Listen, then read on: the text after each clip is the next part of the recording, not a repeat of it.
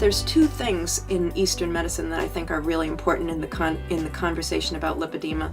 One is that if you're stressed for a second, cortisol rises.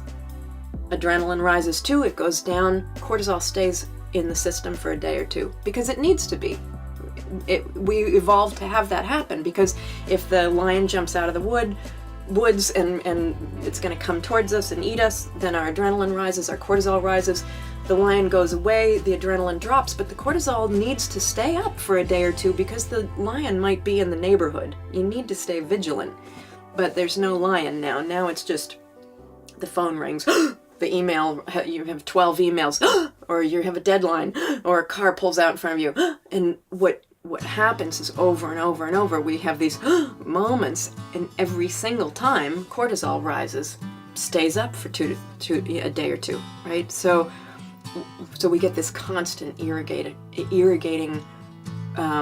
influence in our body. Cortisol raises the heartbeat, raises the fight or flight response. When cortisol is high, it's allocating our nourishing resources, our chi in our blood, our prana in our blood, our life force, and our nourishing tissues. It's allocating those precious resources to the extremities, to the biceps so we can fight, to the quads so we can run away. Think about what that's doing. We're not running away and we're not fighting. So all this energy is just going to the extremities and stagnating over and over and over. A couple things are happening.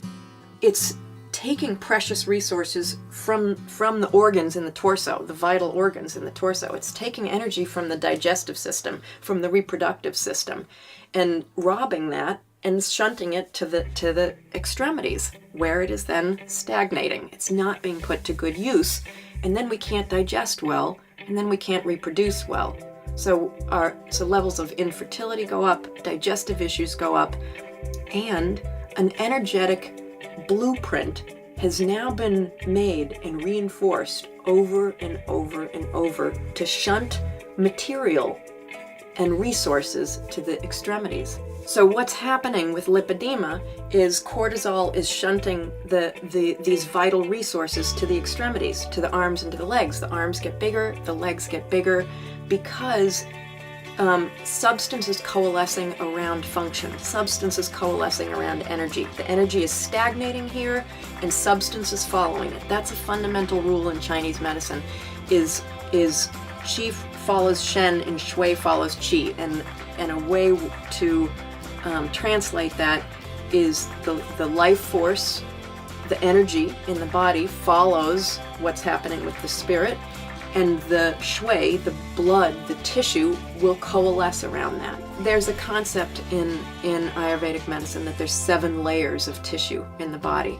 There's rasa, rakta, mamsa, meda, asti, majja, shukra, artava. So rasa is plasma and lymphatic tissue, and that's the first layer of tissue. And that nourishes the next layer of tissue, which is blood, and that nourishes muscle. Rasa, rakta, mamsa, meda, that nourishes fat. Fat nourishes rasa, rakta, mamsa, meda, asti, that nourishes bone tissue. And then you get the nervous tissue, including cerebrospinal fluid and the brain and so forth, and nerves. And then you get a reproductive tissue for men and women. So we have these 7 layers of tissue: rasa, rakta, mamsa, meda, asti, majja, shukra. And each one of these tissues in the body needs to accept nutrients and needs to have a way to transform those nutrients, those raw elements, into more biologically refined, usable elements that become those tissues. So we have food. We eat an apple. That apple, we are what we eat, is more than a pithy little saying. It's true. So, but we take a bite of apple, and it's not like you can say, oh, the apple is right here. The apple has to go through metamorphosis, a metabolic metamorphosis into tissue. So each one of these layers of tissues has what we call an agni, has a digestive fire, so that will take in the raw elements and turn it into more biologically useful, refined substance, each one successively more refined and more concentrated. So When that Agni, when that fire, when that metabolic component of the tissue is low, it creates excess tissue.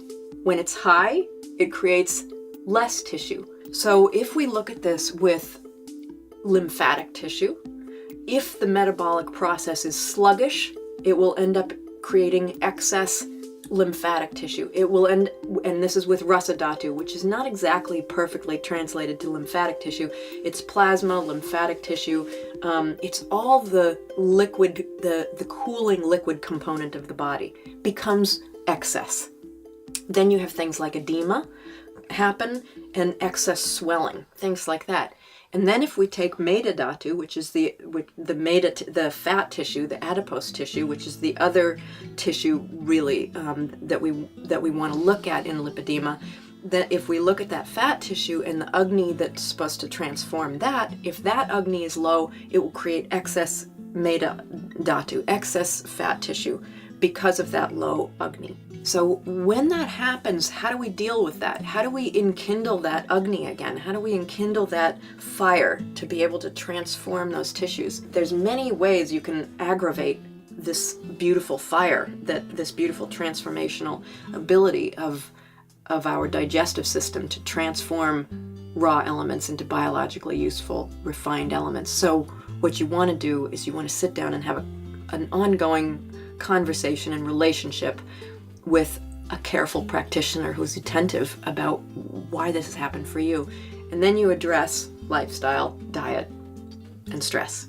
I really do believe that the body can reorganize itself. It may take a long time. Worst case scenario, if it doesn't cure it, makes you feel an awful lot better and it makes you an awful lot healthier, right? And reorganizes the organism. So, from my mind, thinking about curing something or making a label go away is not as important as saying, we always have room for improvement. Always. There's no question in my mind this can get better.